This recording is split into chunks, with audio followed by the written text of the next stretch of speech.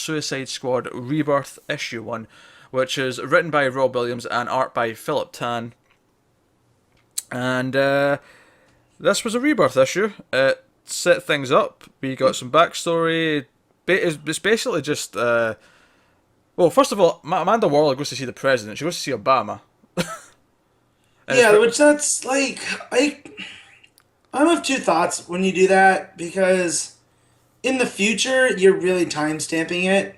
Yeah, I kind of agree with that. Like like this is also a universe that well maybe not this universe, but it's a universe that has had Lex Luthor as president. So like, can't you just make one up? Honestly, yeah, I would rather they made a president up. I know Marvel always do this where they have real presidents because I feel like I've seen it a lot more in Marvel. But um, honestly, I feel like the next time one of these books has a president, they're probably going to forget they did this and just make one up anyway. Well, well that's it. Like I feel an Aquaman because that deals with the White House the last two issues. Like we get the press secretary, and I can guarantee you it's not the same like real life press Yeah. secretary. Well, I mean, I guess the one upside here is though is that Obama will not be president for much longer. So Yeah. either they go with whoever's next. Oh, that almost makes me want Trump to win, just so we can see Trump in No, it. don't. What? I'm kidding, folks. I'm kidding. Seriously, don't vote Trump. Do not vote Trump. Whatever you do in life, do not vote Trump. Don't forget there's a third. There's two third parties. All right, they'll gladly accept your vote, but let's not put that in the universe. Yeah, yeah. Don't vote Trump, please, for the love of... Pretty sure if there was a squad, they might be coming after him. Yeah, yeah, I agree with that. But yeah, so she gets approval for her Suicide Squad, and gets Rick Flag. Interesting how we've got the movie line up here, mostly Yeah, coming into this. And it's basically the issue is basically her convincing Rick Flag to lead the Suicide Squad as the good person, as the one who can lead them because he's an actual good guy and a soldier, right. and not a criminal. It sets up that they've got their bombs implanted in their necks and all that. So in terms of the actual squad, we only get Harley, Deadshot, and Boomerang in this issue, unless I'm Yeah. forgetting someone at the end, but I'm pretty sure it's Nope. just them. Just Uh, as is. and they're trying to save some scientist dude who they end up like he's getting pulled away, and Deadshot decides to... No, actually, no, it's Boomerang actually who... It's boomerang. Yeah, Yeah. he throws a boomerang to cut off the guy's arms because they need to keep what's in the case. The case is what's important, but they let the guy die, which again is a really cynical, It's just it doesn't feel like it matched the rest of the Rebirth universe that we've gotten thus far.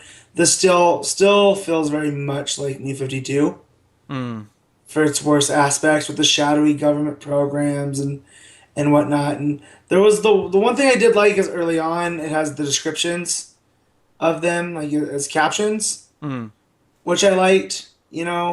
Because it let you know who each of the characters of the squad was really quick. Like we didn't have to dive into these like origin stories of them, which was cool. Yeah, I mean, I didn't love this. I didn't.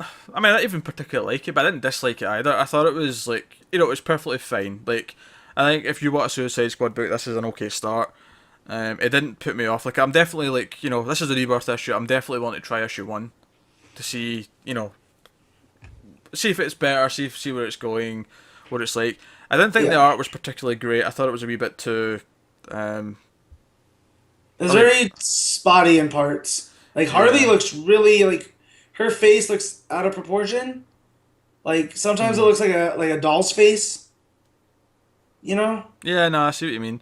And I mean, I like the structure of the book. I like that it cut between the mission and like Waller convincing Rick Flag to take the mission, and then of course Rick Flag, so we cut to back to the mission, and Rick Flag comes storming in to like help and save the day or whatever.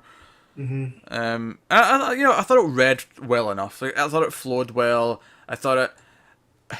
This is maybe spoiling what I think of the next book we're going to talk about, but Yeah. I read this after Harley Quinn, and this benefited a lot from being read after Harley Quinn because this flowed well enough and it read like a comic book. And at the end, I got through it quick enough, and um, I would like to enjoy Suicide Squad. I'm not like When it comes to comic book heroes, I am very much into the heroes and the villains. I like the villains as what they are for the heroes and antagonists, but Yeah. I've never been someone who follows the villain series. Whenever they announce, Sinestro book or over at Yeah. Marvel they have the Venom book or whatever, like I've always just like, it's not for me, you know. Yeah, the only person I get hyped for when they do is Lex Luthor, because I feel like in his head he is the hero, so you can treat him as such.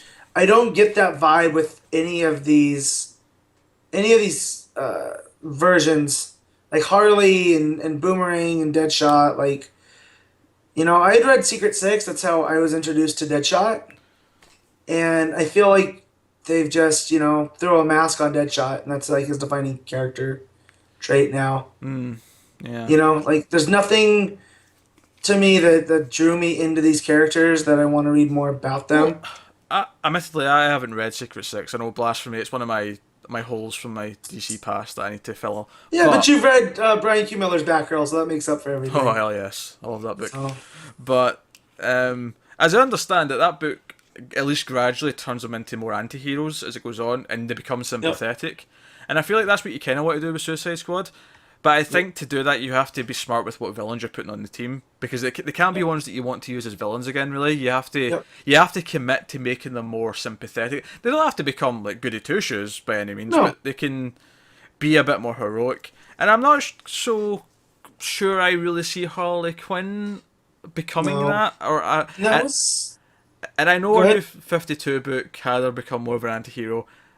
I never read that, so Yeah. fair enough. But personally, I don't really see Harley Quinn as being that. So, you know, sorry. Well, no, and that's why I always thought it was a mistake to put her in, because this is, Harley wasn't in the Suicide Squad until the New 52. Like, it was always made up of like C-listers like Captain Boomerang, like who got fed up, trying to take down the Flash, and just takes this. He'll let them put a bomb in his neck if he, gets out of the prison. And Flag was their sort I'm looking for it, like handler. And here they've just, I feel like they've wanted names, so that's why they threw Harley in there. And to me, it's not the traditional Suicide Squad anymore, because I don't feel any of these characters are expendable. Like that's what you want in a Suicide Squad, you know? Yeah, you don't feel like any of them could die. Especially, Yeah. and you always know that if they do put a team together for the first time, there's always that one guy that's like really obscure, and you know he's just there so that he can prove that the bomb works. Yeah. Yep. Like that's his purpose, Yep. and it always happens. So I mean, but like I said, I don't think this was bad by any means. I just think it, like I'm not overly sold on it yet, and I don't know if I will be. But I think if you like the idea of Suicide Squad, Hmm. I don't think there was anything wrong with it. No, and that's the thing. I think it's an acquired taste, and it's just not one that I want. I Yeah, mean, I'm still gonna go on with the first issue because I do want to see the team dynamic more. yeah, Whereas, where at least here, unlike Red Hood and the Outlaws, we got the Suicide Squad. yeah. Because yeah, if this was like Red Hood and the Outlaws, it'd have just been Rick Flag or just Deadshot Right, for an issue. right. And so here we got to see them a little bit, and I mean, yeah, they act like a team, but I want to see who else. Like Killer Croc was in all the promos, standing Yeah, with Harley. it's I want it's to see how he winds up there. yeah, it's basically going to be the movie team once it's Yeah, all done. I actually quite like that they started with a smaller batch of them though. Like starting with just three, I think it's a yeah, good idea, and then you can introduce the rest like gradually. right. And they were holdovers from New 52, I think, too, because they were. I know Deadshot and Harley because they were there from day one, uh, in 2011 when it relaunched. So I'm not sure about Boomerang, but I know for sure those two were. But yeah, I don't know. Part of me wants to say it's also the worst of the Rebirth books just because it's so unlike any of the other ones. Now, when you say worse than the Rebirth books, do you just specifically mean the Rebirth one shots? Yes, Right. just the Okay. one shots. Because the other ones seem to more set up. Like this does some setup, but not on the level. Like I feel like this could be a pocket universe. I don't feel like anything they're doing is interacting with anything else. Like we saw in Red Hood, we saw him interact with Batman and saw how very much he's gonna play in here, in the Yeah. universe. This was just none of that. It was basically a prelude story. So Yeah, no, fair enough. So that's Suicide Squad. Not too hot on it, but certainly there's nothing wrong with it by any means. So if you like the idea of Suicide Squad, you want to be Suicide Squad, I yeah, think you'll be okay with it. Art's a little bit rough here or there, but you know,